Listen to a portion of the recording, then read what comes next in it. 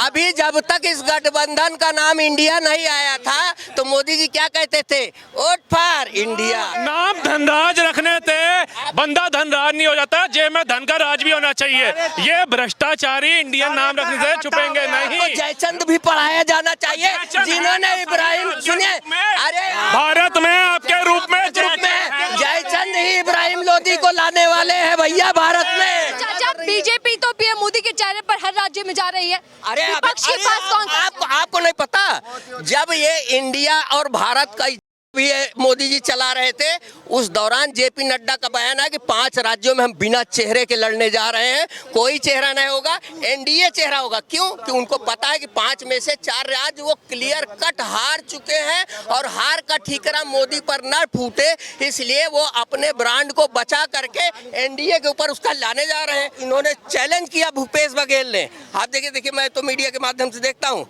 जब उन्होंने कहा कि 5 सालों में यहाँ घोटाला हुआ है, भूपेश बघेल ने कहा कि आपके 10 साल के कर्मकांड और मेरे 5 साल के कामों का हिसाब हो जाएगा, अमित शाह सामने आ जाइए, सामने बहस करेंगे। उतर के चले गए हैं मंच, देखिए ना।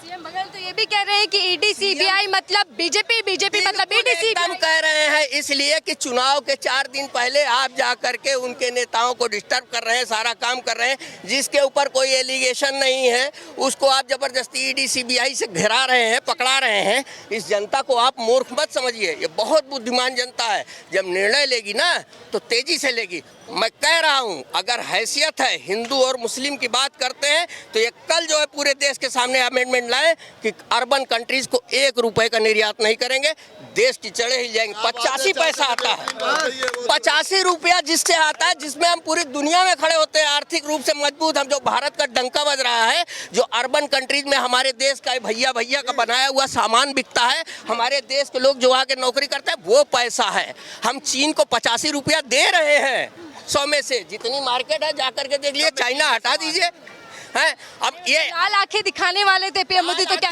56 इंच का लाल आंख है ना, वह जो ना गुलाब जल डाले रहे आंख में, लाल दिखे, समझू बात ही है। चलो चाचा, अब ये भी चर्चा कर लेते हैं। 24 का चुनाव है, 24 का चुनाव है, क्या लग रहा है कि परिवर्तन होगा? समझ जाओ, अभी तो ये जो चल रहा है, झोला उठा के ले जाएंगे, कुछ क्या करोगे फिर?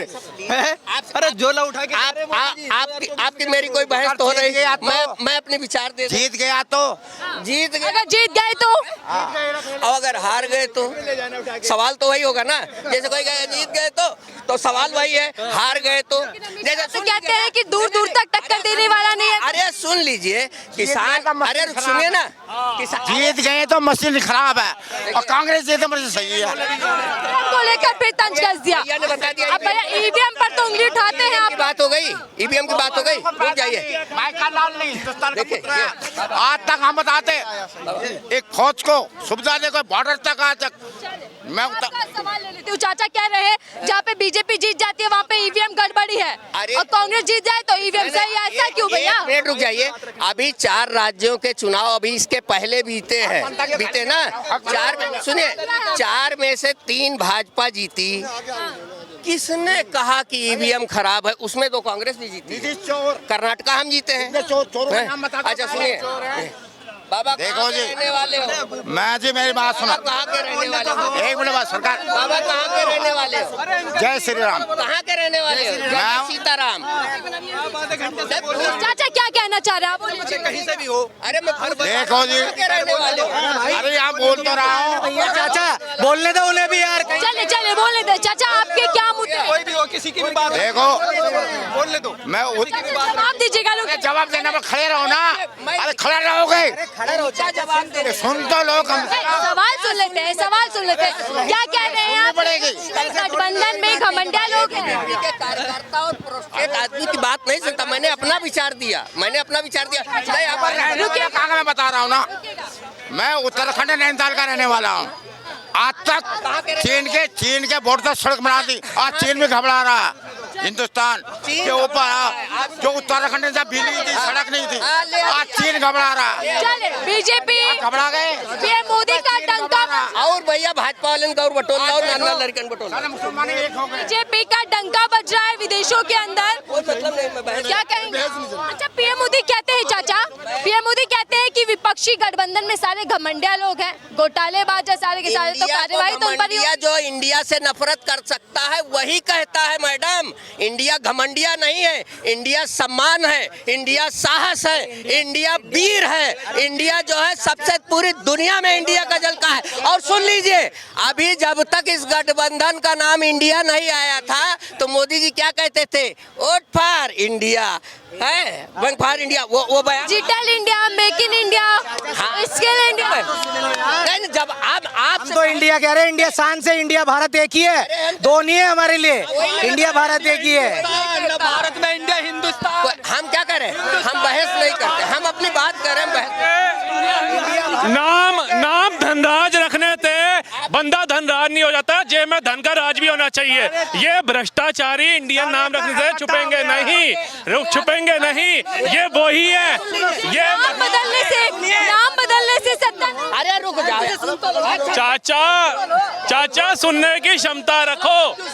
अरे चाचा सुनने की क्षमता। चाचा सुन लेते हैं, सुनिएगा आप सुन लीजिए। कह रहे नाम बदलने से कुछ रुकिए, अब ये आ गए भैया एबीपी के, अब इनको बता दे कि पृथ्वीराज चौहान, महाराणा प्रताप आपके जो है क्या कहते हैं वो होते हैं।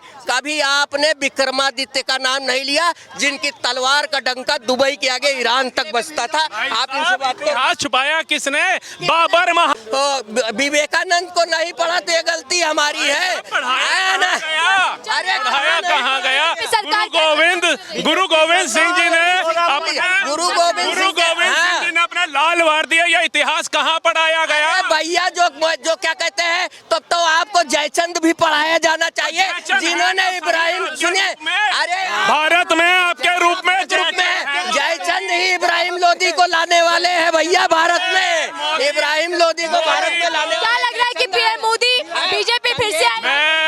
भाई साहब मोदी आ नहीं रहे हैं, मोदी को लाने वाले यही लोग हैं।